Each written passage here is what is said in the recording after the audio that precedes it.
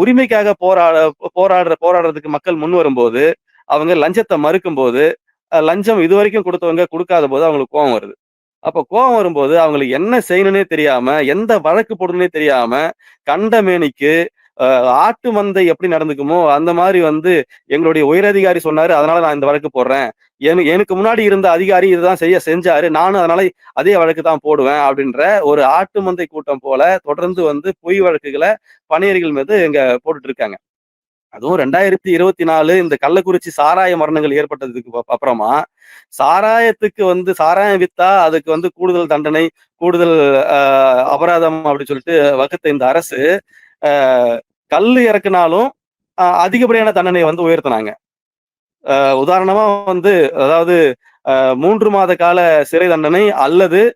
1000 வரையிலான அபராதம் என்று இருந்த இந்த கல்லுக்கான வழக்குக்கான கல் வழக்குக்கான தண்டனைய பல மடங்கு உயர்த்தி, அ 50,000த்துல இருந்து 1,00,000 வரைக்குமான ச அபராதமும், அ 1 ஆண்டுகள் முதல் 3 ஆண்டுகள் வரையிலான சிறை தண்டனையும் சேர்த்து கொடுத்து இந்த தண்டனைய அதிகப்படுத்தியிருக்காங்க.